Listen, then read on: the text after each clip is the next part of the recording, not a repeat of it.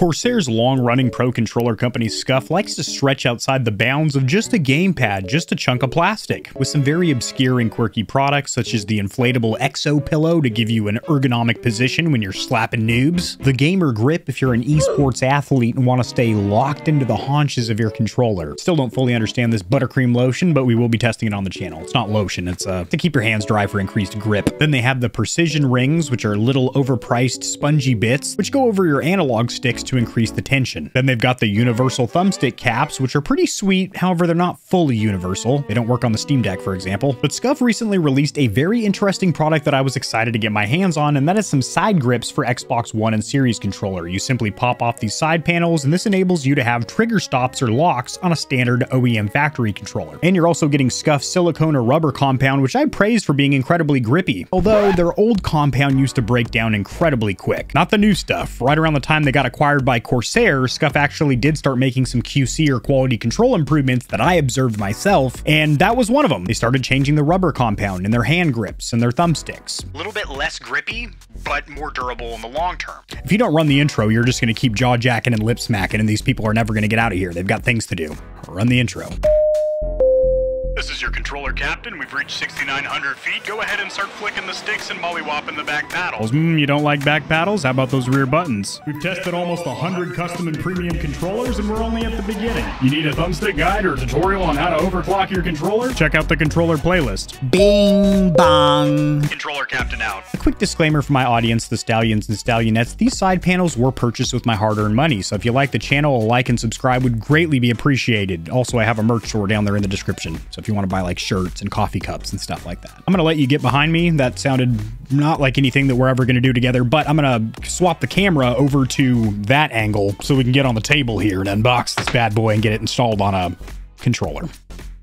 As for the packaging, it included accessories on Scuf's new side grips, which are $25 on Amazon, as well as their website, and come in 4 colorways. You got red, blue, black, and this sweet-ass gray. Now, I do have a stock factory OEM controller over here. It's got a little something-something on the backside. A little strike pack that I reviewed recently. I think the title of the video was Strike Packs Have Changed, with a dank little thumbnail. It was very clickable, for sure, but good information there. The evolution of strike packs and how they're pretty impressive now.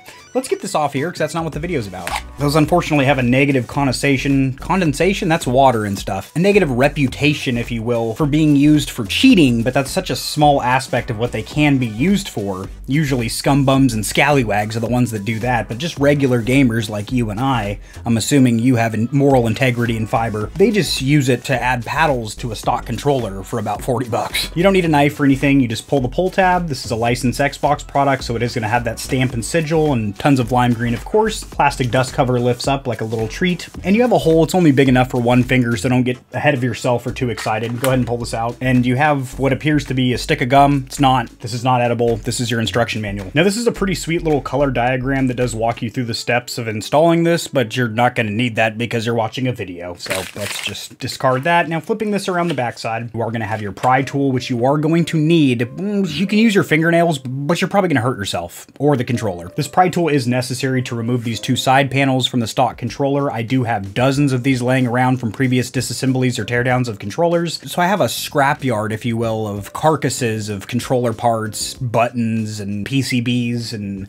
pry tools as well. What the hell? This is actually a pretty useless pry tool. It looks cool. I will say it's branded with Scuf on there, and it's orange, which is their theme color, but it's not very useful. I'm gonna grab my own. You're gonna simply jam this is a pretty aggressive word. You're gonna place this into this crease or trough on the side panels. So the first time you pop these side panels off is gonna be the most difficult, as these little plastic tabs haven't been removed, so they're very tightly in these little slots or clips. Now, it is easiest if you start up here by the trigger or down here at the bottom, and after disassembling dozens, probably hundreds of Xbox One and Series controllers, which are virtually identical, by the way, the easiest way to get these side panels off is to start them from the bottom, and then you can get a fingernail under there, and don't be afraid to break them, and kind of get it started. You can use your pry tool to work out these clips, and eventually you just pop it right off. New side panels. So they do have Scuf's rubber or silicone compound on the outside with this little hexagonal design. It actually feels very grippy and does look quite nice. And you do have a little bit of Scuf branding, but it's quite minimal, not very offensive. They could have gone quite rambunctious or obnoxious here, and I'm glad that they didn't. And there's a glimpse of the actual trigger stop mechanism. As you can see, it is a very simple mechanism. All it does is swivels out a little bar, a plastic peg, if you will. Whenever the trigger locks are engaged where you are hitting that mechanism, you cannot install the wrong one on the wrong side and simply press them on with even pressure.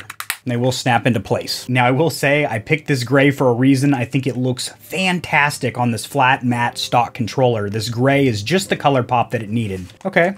Stock pull there, nothing out of the ordinary. Feels like a standard controller other than the fact I've got some really nice rubber grips back here. Let's engage these trigger stops by pulling them towards me.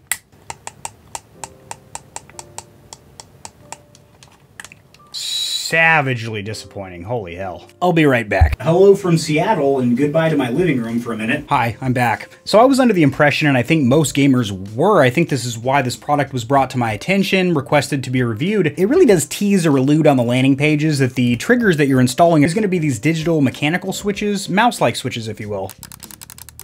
Pretty sweet. They come on the Scuf Impact for Xbox as well as the Scuf Reflex Pro for PS5. Now these are fantastic trigger stops. You can disengage them and you have the full linear squeeze if you want to modulate the throttle and brake in a racing game or something, but then you're playing a first-person shooter, go ahead and engage those. Cuts out about 98.5 to 99% of the trigger pull, almost all of it. Becomes a digital mouse-like switch rated for millions of clicks. Instantaneous to actuate, feels fantastic. That is not what you're getting here. What you're getting is a typical trigger lock system, which is just a plastic bar or pin. I'll be overlaying some B-roll right now of a teardown or disassembly of the Elite Series 2 and Core 2, which are the same controller. And as you can see, it is just a plastic bar or pin that comes out that stops the trigger from being fully pulled, and that's what you're getting here. These are nothing new. ExtremeRate has been making a trigger stop system like this for years. I do also believe it's like $17, not $25. So you're paying a little bit more for the Scuf branding and their rubber silicone compound, and you're not getting what it seems you're getting from the landing pages. These aren't some kind of mechanical digital-like switch. In fact, I'll show you how much of the trigger pull you're cutting out, because it ain't much. As you can see, my index finger is the stock trigger, and then my ring finger over here is going to be with the trigger stop fully engaged. I don't know why I say fully. They're not three-way trigger stops or adjustable. They're on or off. Trigger stop on over here, cutting out about 45 to 50% of the pull, and then the stock trigger pull over here. So these fall into the category of why bother for me with trigger stops. If you're going to have a trigger stop system, let them do something. Let them disengage about 70% or more of the trigger pull, or else why even bother? Other than another feature to plaster on the box, just the marketing feature. I'm going to take you back over to Project Zero, where we can wrap up with the cons, pros, and verdict of these $25 plates.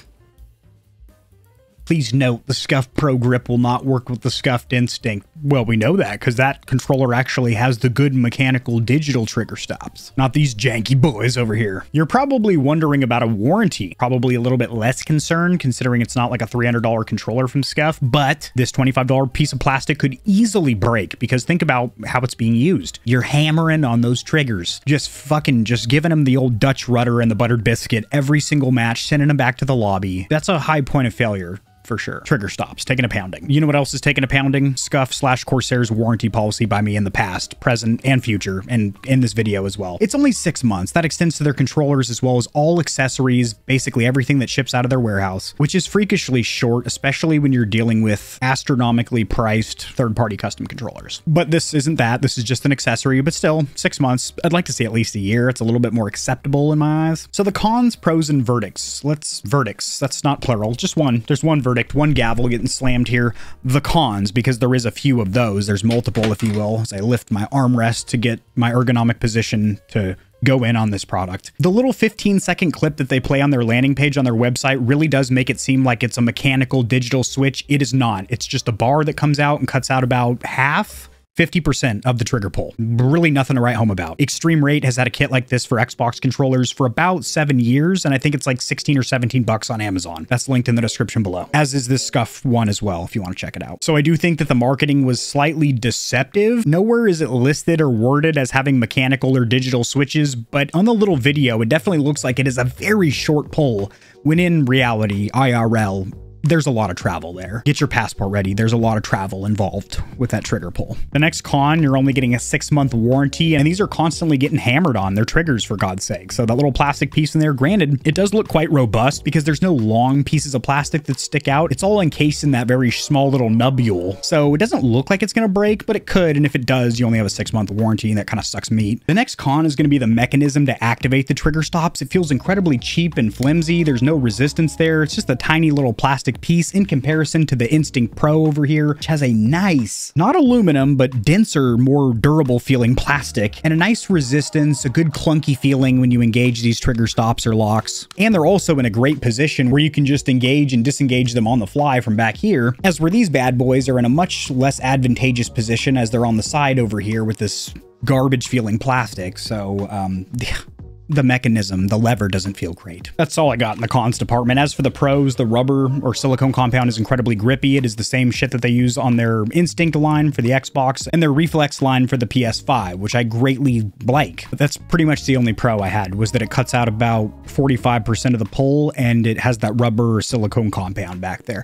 I do think there's much better trigger stop options if you don't mind popping off these side panels on a stock controller and doing it yourself, like the ExtremeRate ones that I mentioned earlier. These are linked in the description below. I'm glad that I was able to test these, so others don't squeeze the triggers and be like, well, I was expecting like a mouse click from that little marketing video I saw, the commercial, if you will. But AK40 Kevin over there at Gamer Heaven, he tested those plastic bad boys and said that they're janky giblets. Saved you 25 bones. A way you could thank me is by slathering up the like button and just having your way with it. That shows Google that it's a quality video and that the video tasted good. It went down smooth and everything was palatable for you. Fucking Ratatouille over here. If you enjoyed the video, liking it helps it to get seen by more gamers. This information will reach and assist them as well, which in turn helps me grow this little channel, which I do greatly appreciate. Subscribe for more content like this. I cover news in the gaming community and industry, tutorials helping you get set up streaming and YouTubing, as well as honest gaming product reviews, keyboards, mice, headsets, controllers, mics, chairs, etc. There are some hefty exclusive discount codes found only in the description of my videos